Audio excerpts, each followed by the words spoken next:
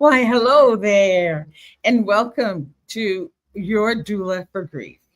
Yes, it's me, Bonnie Gonzalez, your doula for grief.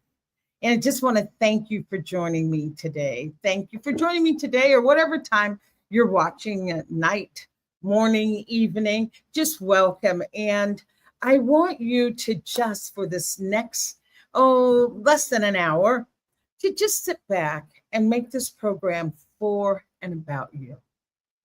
Grab a cup of coffee, a cup of tea, a glass of wine, iced tea, whatever you need to be comfortable. And just curl up and get comfortable and make this show for you. And you can do that. You can drop a comment, ask a question. And even if you're viewing this in the past or in the future and we've finished recording, please still leave a message or comment. I still get those comments. So I so appreciate you, so appreciate you. And a little bit about me. Who am I? Anyway, well, I'll answer that quickly. I am a grief coach. I'm a certified grief educator. I am a religious science practitioner, also a registered nurse, and a licensed soul collage facilitator. But the most important I am is that I am a human being right here on the planet with you right now during these auspicious times. And we're navigating these choppy and sometimes smooth waters together. So with that, that's about me. And I want to say, if this is your first time joining me, I want you to know that you have come to the right place to begin your healing journey from grief. And if you're returning, I'm so glad we've got that relationship.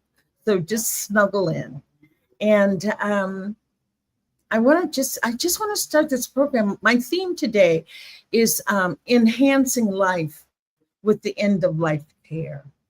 And I just want to read my favorite quote by Sobonne Somé.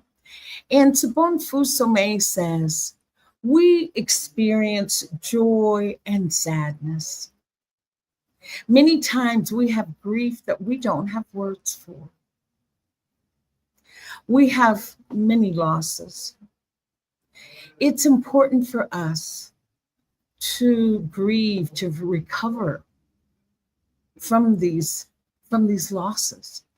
And remembering that grieving is a soul cleansing way to reclaim and recover our spirit. When we don't grieve, we stay in an unhealthy place and we lose who we are. So it is very important to cry, to walk in nature, to express our grief so that we can feel safe and sane once again. Also, so our bodies can recover from the loss. Just take that in. In the West African culture, you are encouraged to grieve, and not just encouraged. Yes, you are encouraged to grieve. You are validated in your grieving. And the idea, I think Bell Hooks says it best, is we can't heal in isolation. And if we're thinking about grief, what is grief and loss? Grief is just that emotional response to a loss, not necessarily the death of someone, which, yes, the death of a loved one, there's no bigger loss than you will ever endure than the loss of a loved one. But we have other losses. We have divorce. We have loss of friendships. We have geographical moves. We have illnesses that leave us, maybe in a state that we weren't in before, but we can't go back to the way we were before. So yes, there's a myriad of losses that we endure. So grief is just a common emotional state that we will find ourselves in our lives. And what I want to say about this thing called grief is that grief has a superpower. And grief's superpower is healing. Yes, healing. The very thing we run away from is the very thing we need to run toward, because that will bring us the relief that we're looking for. It's not an easy journey, but my tagline has always been, don't do grief alone. We need each other. And that brings me to my beautiful guest that I have today, who does end of life work. And that's why I thought this title was so fitting, Enhancing Life with the End of Life Care. And you can imagine with end of life care, there is a lot of grief. Of course, the most recognizable would be anticipatory grief, anticipating the death of a loved one. And as the person that is dying, they can be in anticipatory grief when knowing that they'll no longer be here. And not only anticipatory grief, there's how about the grief of the loss of hopes and dreams. When you're doing end of life work and care, there's a lot of reviewing, revisiting issues in life. So both comes up, loss of hopes and dreams, as I said, anticipatory grief. But let me not just spill everything, or let me not talk about everything. Let me bring my guest on, and her name is Yvette Benjamin. And our beautiful Yvette is a retired physician's assistant. She holds a master's in public health and a doctorate in divinity. With that, Yvette Benjamin is a seasoned healthcare professional, problem solver, and decision maker with a proven record in public health analysis, clinical medicine, and clinical laboratory standards, focusing on HIV/AIDS. After retiring in 2005, Dr. Benjamin made a career change to utilize her past experiences by focusing on counseling and support issues of individuals impacted by death and dying. So just help me welcome my beautiful guest, Dr. Benjamin. Should I call you Doctor Yvette? I hardly ever use that term. Oh, I want to be respectful. I hardly ever use that term. Oh, Yeah, well, but thank you. yes. I just want to say welcome, welcome, and thank you for joining us to talk about subjects that are very difficult to talk about. And I Yeah. don't know if you know that the number one topic that's not talked about in our culture is grief. The second one is death. And so we are covering both. I like to say we're pioneers on Absolutely. this journey of blazing the trail to bring grief out of the shadows of our life and learn from it. So, Absolutely. so I want you to tell me a little bit about you. How did you get started in this sacred work? Oh my goodness. Well, first of all, I want to thank you very much, Bonnie, for inviting me Of course. to be a part of your work here. Um, and to answer your question, I got involved in the whole issues of death and dying. Really, I've always been interested in it. I mean, growing up, I was very much interested in it, and people, of course, thought that I was a little weird because I was interested in death and dying. But I really got into the work that I'm doing now as a result of working with my patients that had HIV or AIDS.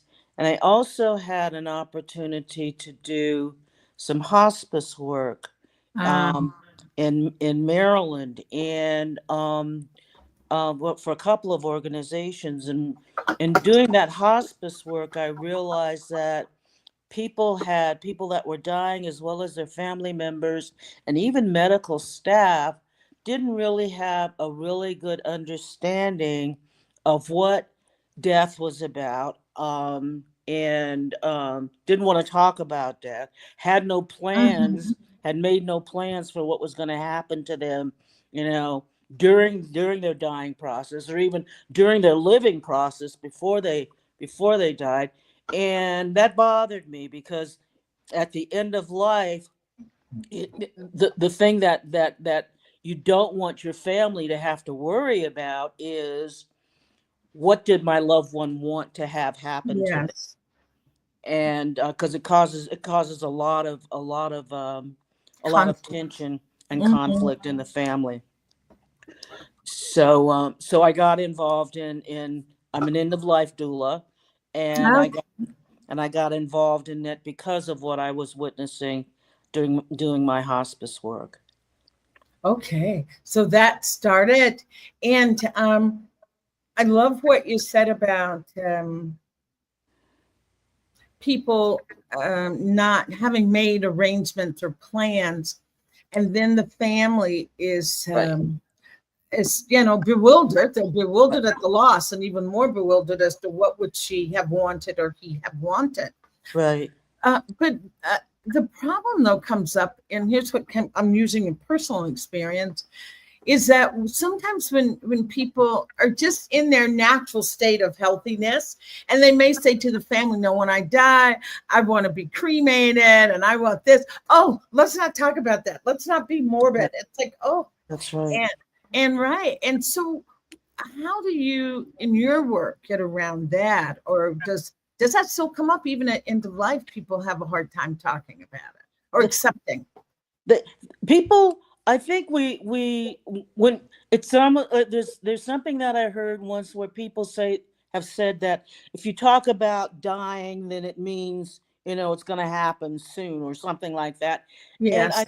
I think the thing is that people don't realize is that of course everyone is going to die, but in this day and age, I mean, things have changed so much over the years, and traditional wise and what have you. I mean, there used to be a time when grief, when death and dying were considered part of life.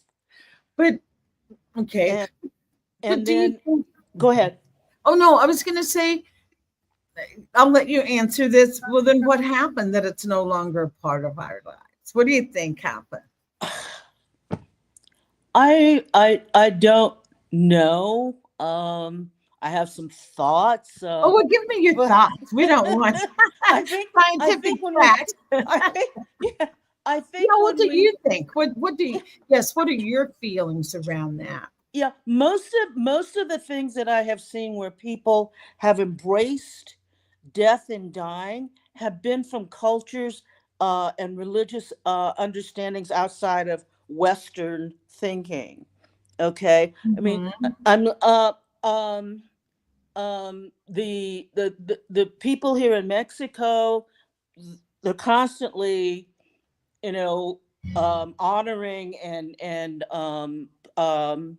paying tribute and what have you to their loved ones that have died, and Right. it's and they keep them alive through what they're doing in Western philosophy, and particularly, to say this, in Christianity. There's there's a different way of looking at death, and it's like, um Mm. um we don't keep our loved ones alive.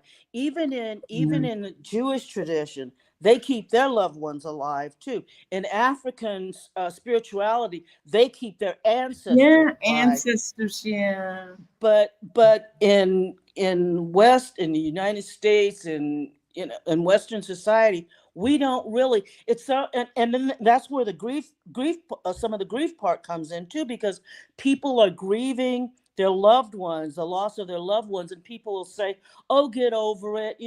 They're gone now. You need to move on with your life and what have you."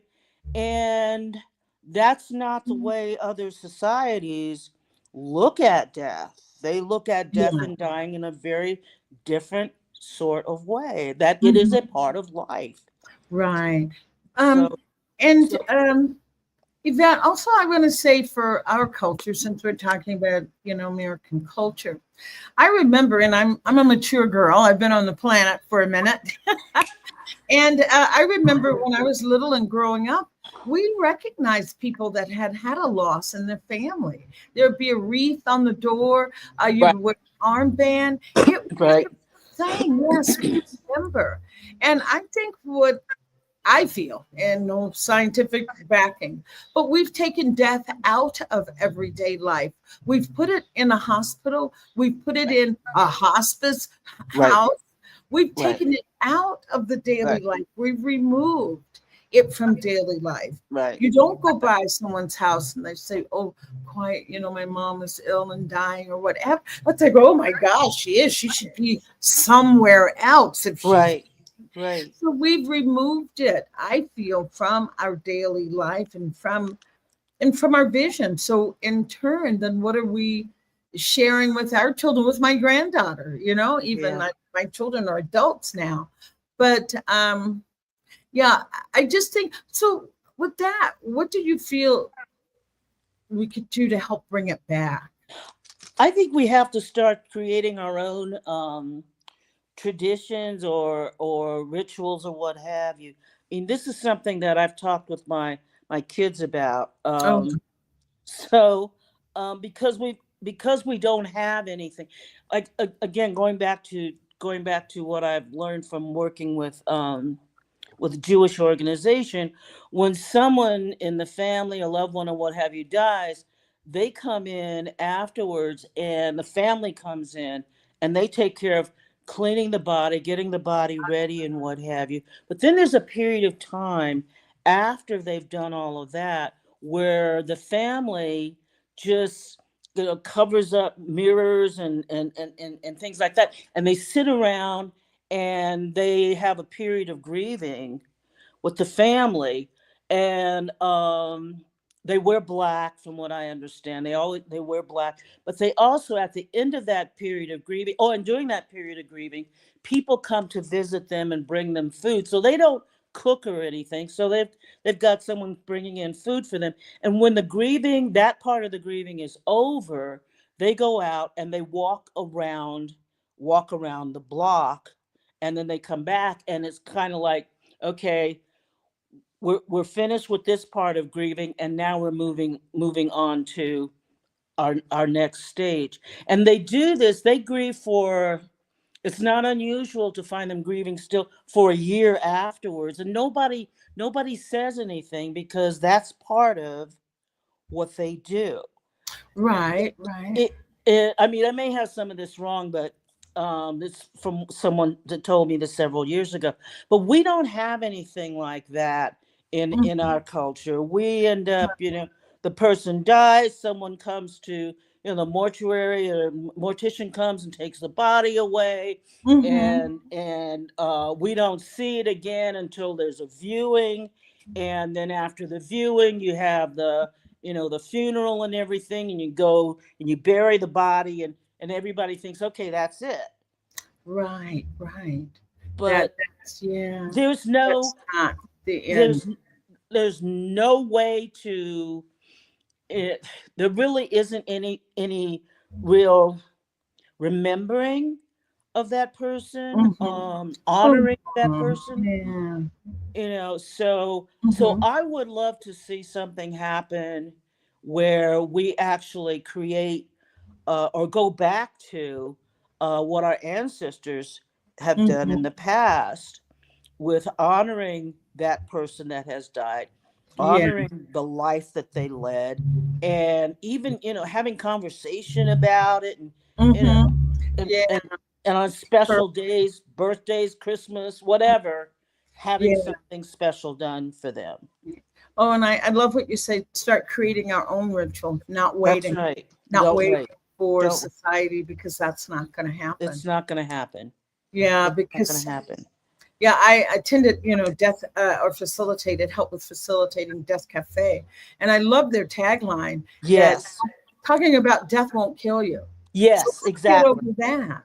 And I think the Exactly. more conversations we can have like this, you and I, and the more we find these kinds of conversations in our daily scrolling on YouTube or Facebook, I think that encourages people to start thinking about Well, one thing that what I we found do. when people ask me, I've had this happen several times where people ask me, well, what do you do? And I'm like, well, I'm an end of life doula. And they're like, well, what is that? I've heard of a birth doula.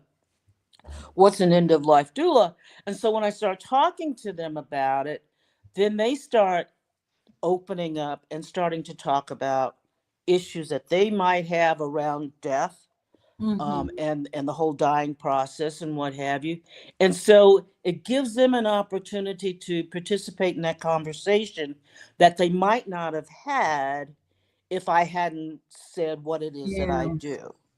So can you talk a little bit about what you do as an end of life? Oh, as an end of life doula, one of Yes. the well, um, most of the work that I have done in the past has been with my hospice patients, Mm-hmm. and just the hospice patients, their families, and I think I mentioned before, medical staff, because people will have questions about the whole dying process, and Mm-hmm. so we'll go into answering questions that they have. I don't bring the questions up. I let them ask me what it is that they need to have more information on. So there's the dying process. There's also, okay, preparation for death. You've got somebody that is that is terminally ill, Mm-hmm. and having a conversation with them, and also perhaps even, well, yeah, of course, with the family members, but first of all, having the conversation with the person that's dying. What Mm-hmm. do you know is what do you think is going on here? Because sometimes the family members don't want to admit they're in denial about this person dying. Mm-hmm. And the person that's dying, they know they're dying, but they're trying to not upset, their family members or their loved ones by saying anything. So in private conversation with the person, with the individual that's dying, I ask them, what do you think is going on here? Mm-hmm. And they're comfortable enough to say, I know I'm dying. Okay. Mm-hmm. And with that in mind, what would you like to do? You know, you have an idea of how, you're going to die. You've got family members, you've got children, you've got grandchildren. Is there a legacy or something that you would like to have passed on to them?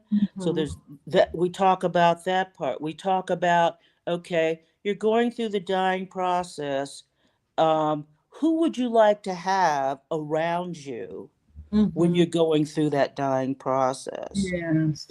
And be very, very truthful. And at that point, people usually are, well, I don't want so and so in the I room. just was going to say, and who don't you want at your bedside? Exactly. Exactly. I don't want so and Yeah. so in the room. Okay, Yes, fine. exactly. Okay, fine. Exactly. And are you comfortable with people touching you? Oh, that's I mean, because some people are like, no, just let me alone. Just let me alone. funny. Um, do you want music playing? Do you want the room darkened? Do you want, you know, just asking them what would they like to have available to Mhm. them Right. while they're going through this process. And then after they die, have they had a conversation yet with about funeral arrangements or anything like that? Because some people will say, no, I just want to, die and home, bury me in the Yeah, backyard. exactly. I've heard that one a lot. Oh, Right. just dig a hole in the backyard and Right. toss just me in. It just doesn't just matter. toss me. Yeah, just Yeah. toss me in. But those are the things that you need to find out from people, because they've got stuff going on in their head that they're thinking about, and there's nobody to talk to about it. Mm. So then after we have had that conversation, then we can say, okay, let's see how we can bring your family in on this. You Mhm. know, let's talk about this with your family. Write this stuff down. And then when it comes time for that person to die, family is not trying to figure out what did Mhm. Aunt Minnie want, or that sort of thing, or Mhm. where does she want to be buried, or if she's in a position, they're in life support stuff. Oh yeah. Ooh. Okay. Mm-hmm. You Yeah. know, and for nobody wants to pull the plug because, well, I'm not sure that that's what so and so would want, or but if you've got that all taken care of ahead of time, then you're not making the decision Mm-hmm. Exactly. You're not to making that decision when you're under undue when the exactly. stress is so tremendous. Your grief is overwhelming you, and Oh then you yeah. come to make a decision like that. Oh yeah. Oh yeah. Mm. It's really hard. It's really hard. But I wanted to get, if you don't mind, I want to go back to something we were talking about before, about not wanting to talk about death. One of the things that I witnessed while I was doing my hospice work, there was this one couple, and both of them had cancer. Both of them had cancer diagnoses and what have you, and on pretty much close to death for both of them, but they Mhm. recovered. And the thing that I found fascinating about it was that they hadn't talked about death. Oh my goodness. They Okay. had Yeah, never be surprised. Never. I've learned in this profession, nothing can surprise you anymore. right. They hadn't even talked about it. Hadn't even entertained the thought. Never even entertained the thought. Never even entertained the thought. So you can imagine when the time came when they actually did die, their family Um, members were like, okay, what do we do? They were devastated, absolutely devastated. yeah. Oh my And, gosh. That is, and yeah. anyway, It's so, no, not anyway. Yes, I hear yes, you. yeah, But being at the bedside, um, with someone who is transitioning, or knowing that death is imminent, you may not be there when they actually take their last breath. yeah. But how does that affect you? Because the theme today is enhancing life with the end of life care. How does that enhance your life? Or I don't want to, yeah. Yeah, no, I thank you Mhm. for the question because most of well, yeah, all of my patients actually that I had with when doing hospice, they ended up dying either one of them died like 10 minutes after I had left her, Oh, yeah. Hmm. and another one died like a half an hour before I went to see him. Um, because of the work that I've been doing, I feel like afterwards, I feel like I was there for them when they needed someone, Yes. you And know. and Yeah, just like you said, who did they want in the room with them? Was right, so it obviously wasn't your turn to be there. right. I You mean, weren't one of the chosen ones. no, Yeah, I'm no, sorry to laugh, but that is a but but truth. but it is true. It is true The because the truth. lady that died 10 minutes. I was sitting doing vigil with her. I think I'd been there for like 4 hours or something like that, doing vigil, and there was someone coming to relieve me. And I just said I didn't even know this woman. I had no idea who she was. They had Mhm. assigned her to me like a couple of days before I went to sit with her, and I just sat by her bedside and just held her hand and and just talked to her. Right. you Hmm. know I don't know you, but I'm sure that you know Yeah. um you had an interesting life, and you got family, because she did have family, a few family members, but Mhm. not a whole lot. And I just sat there and just held her hand and watched her breathing. Mhm. And then, like I said, about right after I walked out of the facility and got in my car, Yes. she had died. Mm. um and there was a gentleman that I met. Oh my God, he was amazing. He was from West Virginia. He had dementia. And the really fun thing that happened with him was one day I went in to see him. He was very nonverbal and what have you, but I put on some music for him, Mm. some country western music. Oh my goodness, that must have been his fave, huh? It was that song about West Virginia, because that's where he was Oh from. yeah, West Virginia, take me Yes, home. yes. put that music Oh, on. yeah. Oh my God, this guy hadn't done anything any of the times that I'd gone to see him. I put that music on, and his face changed. Everything just, it was just amazing John watching. Denver lit up his life, huh? Yeah, Yeah, watching me. transformation. And Oh, how you just sweet don't is that? know. You just don't know. But for me, Yeah. there's a feeling of, okay, I was where I needed to be, and I made it possible for this person to have their last few days, hours, moments, or whatever, where they were At happy, peace. at Yeah. peace. Peace. Yeah, Yeah. yeah, yeah. So Sweet. Well, yeah, and I was going to add from my own experience of that I remember having a patient that was dying, and I don't want to make it very long, but she just said to me, Bonnie, make sure that you're doing in life what you want to do. Don't put it off. Don't put yeah. She said, I wanted to go to Hawaii. I wanted to do this, and I really thought I'd be doing it. Yep. So that was my message, and that's the message that I would give to the viewer. Are Oh you living yes. the life that you want? Are Oh you yes. doing the things that you want to do? Because there's no guarantee That's how right. long any of us are here. That's right. So that That's that right. for me, that was the biggest. Is there any other for you that you think about that has enhanced your life by being with them? There were a couple of ladies that I got particularly close to. One of them made a comment to me similar to the one that you Mhm. received too. Don't waste your Yeah. live your life. Do do what Stop putting stuff back on the back burner, because Mhm. one of these days may never Yeah. come. And there was one woman that she used to do all she started her own business. She started a new business, and she must have been like in her 40s or 50s, I think it was, when she started a new business. And it was like, she started a new business, yes, and was very Mhm. successful at it. She used to climb mountains by herself. She had a Uh, guide and everything. But Mount Everest, I think she said she did that one. So, I mean, just an oh my amazing, goodness. I Oh, mean, just Mount an amazing woman. She was just unstoppable. And she was Mm, an encouragement for me too. You know, see something, you want to do it, don't wait until tomorrow. yes. You Don't put know, it off.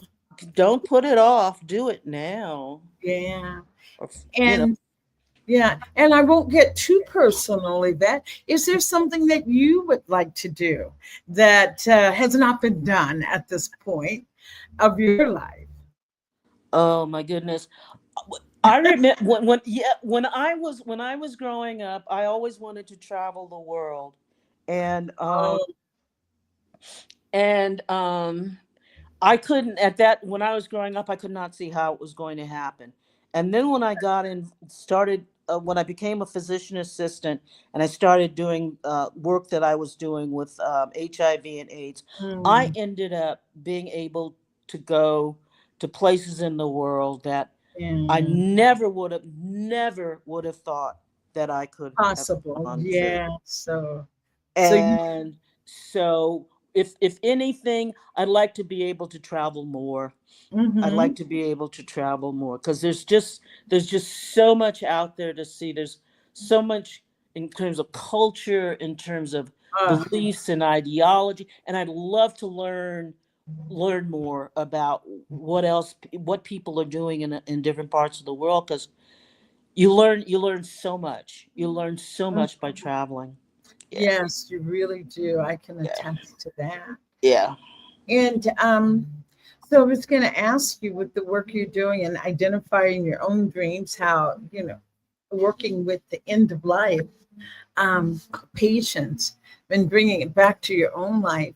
Is there some words of wisdom that you'd like to leave our viewers with around end of life care and its importance?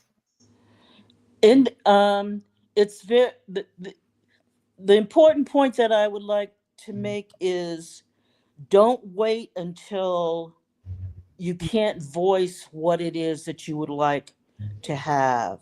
Okay.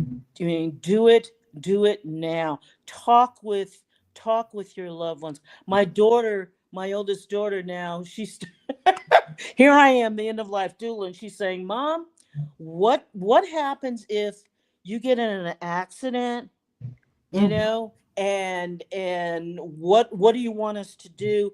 And they take you to the hospital. Yeah, I've got all of this stuff written down, but it was like if I was dying from some terminal illness or something, that's different. Okay. Yes.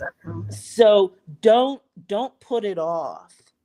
Don't Mm-hmm. put it off. You've got to start having those conversations Yeah. now while you have the opportunity to have them. Have them heard and Yes. agreed upon. Yeah. Yes. Yes. Yes. So vital. So vital. So, with that said, and you're still doing end of life work now, correct? Correct. Yes. And so is there anything upcoming? And Joe, can you put up an email address for Yvette if our viewer wants to send her a question? Or I know you have some plans that they're not all what is that called? They're not executable at this point. But what's your Correct. plan for here? Because for the viewers, Yvette and I are in the same area here in Mexico, and it's an expat population and retired folks. So we're Yeah. older population down here. Yes. So yes, so that's Yvette's email. So tell us a little bit about what you have planned and trying to bring those things to fruition at this point. Yeah, I've been in conversation with Bonnie and um another partner of mine, and we've been talking about starting a grief support group here in the city that we're in Ajijic in Mexico, because it is an expat community, and most of the people that live here are retired. A majority of the people that live here are retired. They live in Ajijic or Chapala, Mm. and there are deaths that are going on all of the time around us, and it's not just not just people that are dying, but also folks have their pets that are dying. Oh, that's true. And all kinds of losses at this age. Oh, She said exactly. hopes and dreams is a big one, Exactly, you know? exactly, exactly. And people get to the point where, okay, I'm not going to be able to be, the corporate president of some big Yeah, company. that's not going to happen. That's not going to happen. So how Yeah. do I how do I proceed from there? So How do I? having conversations about that. Yeah. Okay, wonderful, Yeah. Yvette. I just Yeah. so applaud you with the work that you are doing. That's Thank you. difficult work. And as I read in Sabon Fume's reading there, that we need to grieve. We need to Oh, grieve. yes. Bodies can recover.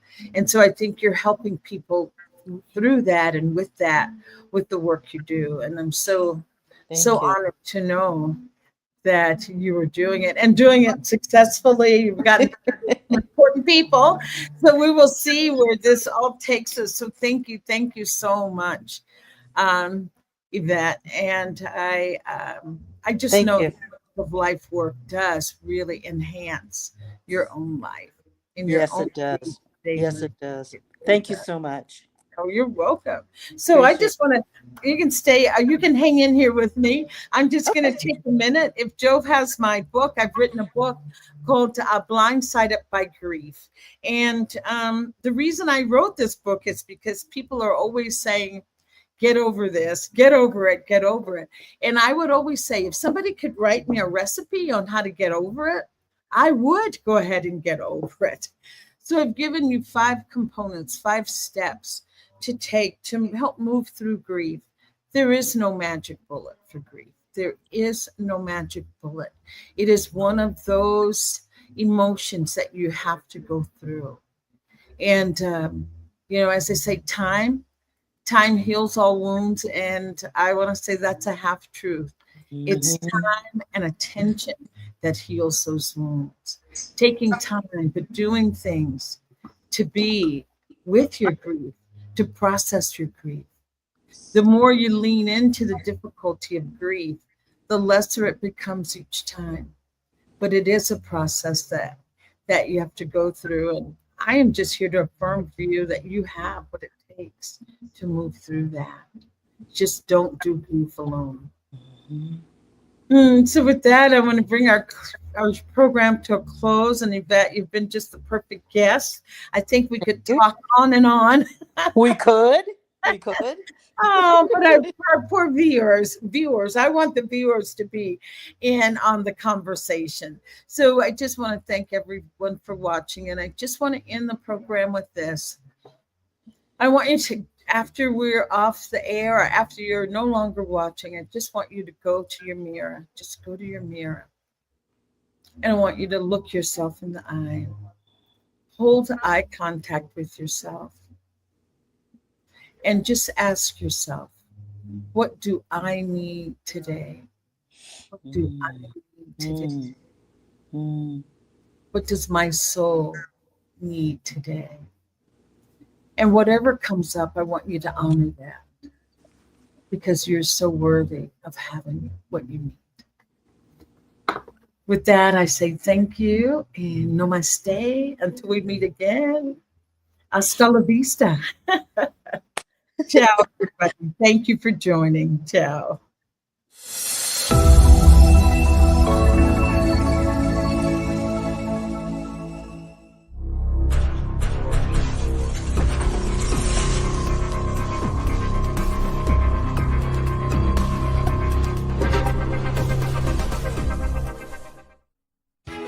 New Thought Radio, music from all your favorite New Thought artists. From Jamie Lula, Karen Drucker, Gary Lynn Floyd, Ricky Byers, Daniel Nahmod, Eddie Watkins Jr., and many, many more. 24/7 New Thought Radio. Positively inspiring.